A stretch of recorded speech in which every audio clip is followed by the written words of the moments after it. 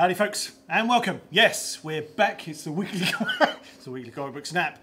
It's issue 17 this week special, issue 17. 17. Glorious 17. We're here as always in Frobros Comics and Books in front of the glorious wall of comics. And we're going to round up 4 books from the week of the 11th of October 2017. But before we do that special, I think it's worth just pointing out a little bit of housekeeping here. We made a small error on the snap last week. Of course, the Avengers was not issue 1, it was issue 672. Well remembered. Yes, well, you know, I like to correct these errors. But as always, it's Thank you important to Mr. A out there for pointing that one out. A-hole. Mr. A. Mr. A pointed that out. Thank you very much, Mr.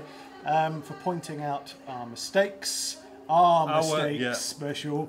It's all about Team Yes, Frobros. Team Frobros. Collective blame is taken, and collective responsibility is Taken. So, So, moving on. swiftly on. What have we got first up? Well, we have a Marvel Legacy book, but Yes. you're glad to know that this one is a #1. Oh, thank goodness. No need for mistakes on this bad boy. No. And it is Falcon #1. So, Yeah. after the trials and tribulations of the Secret Empire, Yes. old Sam is back in his old uniform.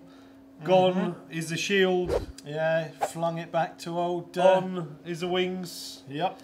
And he's back. Back. He's back and he's in Chicago. Yeah, the Windy City. I hadn't thought about that actually. Yeah, Makes with the it more, wings, yeah. aerodynamic. Just blew in from the Windy City. Yeah. No, Yeah. You know the song? I do. Calamity Jane just Exactly. blew in from the Windy City. Exactly, man. Enough of that. Enough. So back to the You were Falcon. looking forward to this one, weren't And you? Sam, I was. High hopes. I enjoyed the build-up to the Secret Empire. I think more than I enjoyed the Secret Empire itself. And a big part of that was the kind of the right wing Steve, or Stiefel as we now call him apparently, but also the play against that of the Sam. Yeah. Captain America character who was very left wing, very social justice kind of guy. XJW, holding up their values. Yeah, and so they brought this out. So hopefully, I was kind of hoping to be kind of swept along in a tide of social justice, a lefty, wave of euphoria and self-righteousness. And wings, all wrapped up in a couple of pair of wings. But I don't think it really hit the spot. Sadly. Oh dear. Yes. Not like you to be a negative Nelly. No, I know, and I mean the artwork is.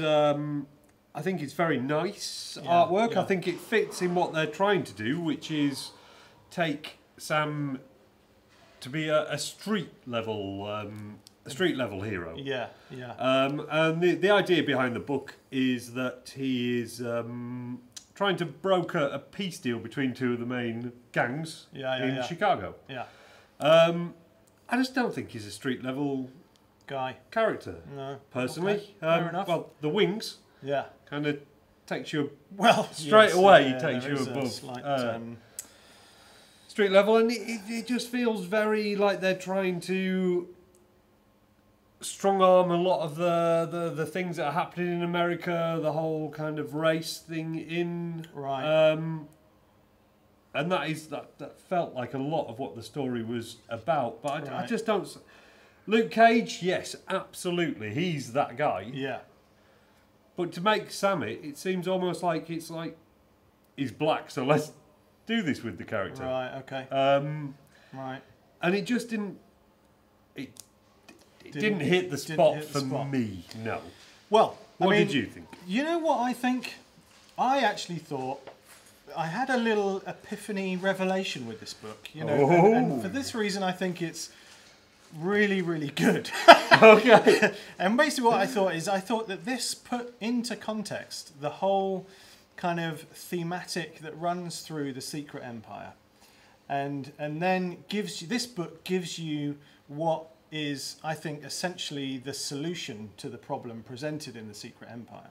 So, speaking allegorically, Are we talking about wool? well, maybe. No, I think the thing is, like The Secret Empire, you take a character like Steve Rogers, who is, you know, he's the kind of the moral kind of barometer for the whole kind of Marvel universe. He's the character that's been there for years and years and years and years, doing the right thing, you know. The beacon. The beacon, the absolute stalwart, the guy who's kind of, you know, he's an institution of the Marvel universe now. And The Secret Empire kind of really sort of destroyed all of that. Yep. You know, it made people lose faith in their kind of that institution, that thing that they hold on a high ground, the thing that's going to protect them, the thing that's going to keep them safe. And it turns out that, you know, all of that was a lie, you know. And what this book, I think, does is put that really into context and shines a light on that.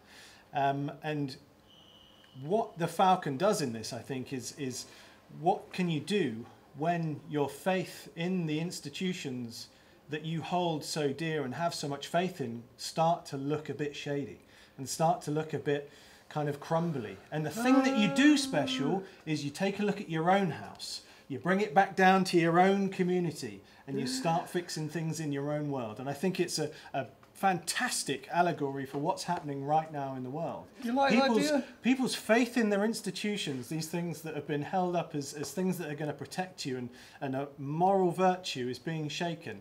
And the answer to that is, well, you have to look inwards, people, and you have to start thinking about, what can I do? What can I do in my community to put these things right? And that's what this book is saying to me. Well, if it says that, I didn't really get that. You ain't buying it? No, I think it was muddled in storytelling, so there's nothing that linear that you can jump on. And when he meets the mayor, the first thing the mayor throws back at him is how he was complicit with what happened in the Secret Empire and what Steve did. Well, exactly. I mean, but you know that the mayor was. Yeah, but you know that the mayor is the bad guy. Saying. No, well, is it? Yeah, those institutions, you know. Well, you know, I believe that we politics should have a and violent such. and bloody revolution anyway. But Well, that will get us nowhere, sir. it will get us everywhere. But I think you've got to look at your own house. You've got to see, what can you do? He goes back to his community, not that Chicago's his community, but he goes back to the community and starts brokering peace deals between things. Does he not just go to mentoring people up through? Or does he not? Does he go to the community Put your because own house in order. that's the place, that's the buzz place where there's riots on the streets. There's so many guns in Chicago. Is it? Possibly, but I think there's a wider sort of context to some of these. Or is it because of the wind? I think you need to look at these things in a bigger picture. What are they trying to say? I believe that comics have to be entertaining too. And but there was some punching, you know. We all like a bit of punching. We do. There wasn't enough of it. Someone ought to punch him in the face. No. Anyway, that's what I thought. Okay. For what it's worth, which is nothing. Everybody, please go out. Yeah. Like we said this. last week, make some opinions of yours. Exactly. Some opinions of your own. And send them in. Let us know what you think. Absolutely, yeah. You team me or team him? Fantastic. What have we got next? We have The RAGMAN. RAGMAN. By Ray Fawkes. Yeah. Who knows his way around the darker side of Gotham. Oh, yeah. Does he by heck? He does indeed. And The RAGMAN coming back. So, to anybody who might not know, the RAGMAN is a Jewish superhero-ish, and I think this gets that right on, that it is kind of it's a curse. Yeah. What aspect of it? What the RAGMAN costume is? The costume takes you over, and you have to go out and fight these kind of other demons that are out there. Yeah. So it's kind of got a bit of a Haunt kind of feel. I don't know if you ever read that. You said Spawn, which you can kind of see. The Venom, it's got all the tassels around. And it's almost a kind of symbiotic kind of relationship that they've got going on, isn't it? Absolutely. Well, it is a thing that kind of takes you over. But I really like it. The art is really nice. The colouring in it and the art itself, and even the storytelling, reminds me a lot of Vertigo books. Okay. Back in the day, and I was a big reader of Vertigo, so I really like this. Yeah. And it's got a lovely price point on it, only $2.99, so £2.50 for a really nice book. Yeah. So if you like your Good darker, value for your beans. Exactly, and no real politics in it. No. Which is a nice breath of fresh air. Exactly. I thought this one was a bit muddled myself. Didn't quite get what was going on. But there we are. Somebody's argumentative today. I'm really not. I don't argue, sir. Let's move on to the family trade. Yes. Image number 1. Image number 1. So, this book, I would say, leans to the idea that it's set in the future. Water levels have risen to the point where a group of people have started making an island out of rubbish and the discarded stuff of the world. And this island has grown and grown and grown, as communities do. Absolutely. And it's divided up into areas that are controlled by clans. Yeah. As the world is, almost. But there is a secret clandestine group called the Family that keeps it all in check. Keeps it all in check, exactly, without trying to be secret to everyone. Yeah. So it keeps it all in check through assassination, by the looks of things. Not just assassination. It does go into that they when they have to kill people, they do. Yeah. Which is a hallmark of any good secret society. Clandestine. That tries to keep things in check. Yeah, well, yeah, I suppose, absolutely. We don't agree. Assassinate. We don't agree. You better watch out, son. The artwork is one of the main things that you notice in this. It's very distinctive, isn't it? It's massively distinctive. And I think it's like Marmite. I think you like this or you don't. Okay. It's not brown. No, well, it's not, no. There's parts of it that are quite sepia. Do you like the art? I think that the art is, just because it's different, I quite like different approaches. Yep. It doesn't, I sort of said it looked a bit like the kind of after death kind of wet wash, kind of watercolory kind of vibe. But I agree with what you said, which is kind of that it doesn't seem to marry particularly with the story. With a dystopian future kind of thing. Yeah, it doesn't, it's not very techy, the story.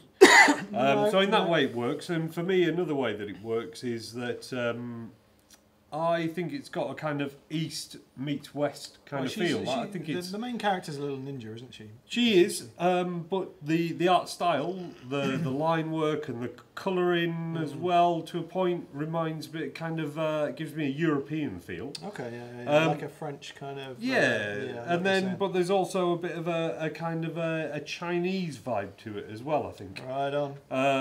So yeah, in that way it works, because it is just about this floating island that could be a mass of just people, and they would cherry pick the best bits or the needed bits from wherever.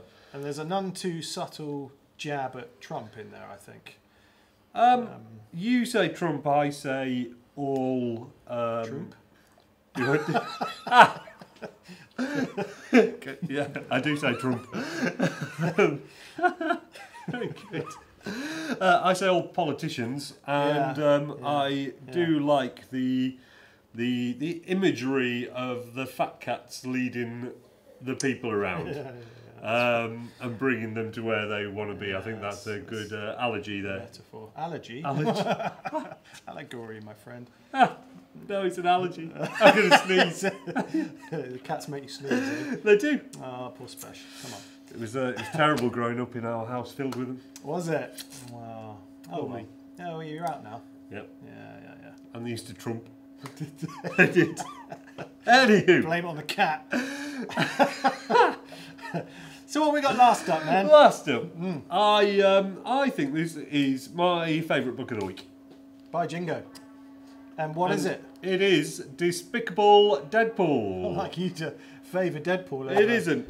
Three other books. He's not my my biggest go-to character. It's got to be said. No. Just for a heads up. 287. Right, 287. 287. So Deadpool has got to kill 4 people. Yes. First up on that list is his best mate, Cable. So yeah, that's a shame, isn't it? Well, no, not really, because it made a good, really good comic. Made a good comic, yeah. That's true. And it is just a balls out scrap of a comic. It is, isn't it? Yep. From the very first page to the very last page, it is Deadpool and Cable scrapping. A few little quips in there. Yeah. Some very funny visual humour for me. Bits. The arm, the virus.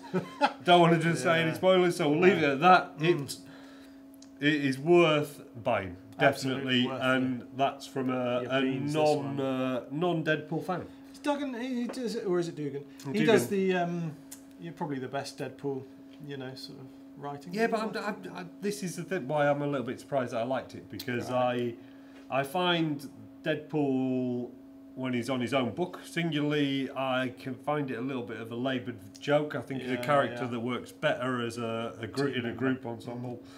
And he's never been my favoured character. I would go as far as say that as a film character, he works. Yeah. But not really as a comic book character. I'm not a fan of the fourth wall breaking. Very well in movies, not so much in... but having said all that, good romp. It's a good, damn good fun book, and I can't see where it's going to end. So no. I'm going to go along and I'm going to read this first arc, and I'm hopefully going to enjoy every single one as much as this. Excellent. Well, a positive note to end on there. After all that negativity that you brought, and all that serious stuff. Nelly. Yeah, too much politicking in these books. Isn't it? Who are you voting for? Reflecting the real world. Huh? You like that? That's exactly what I'm voting for, actually. So there we are, 4 books from the 11th of October, 2017.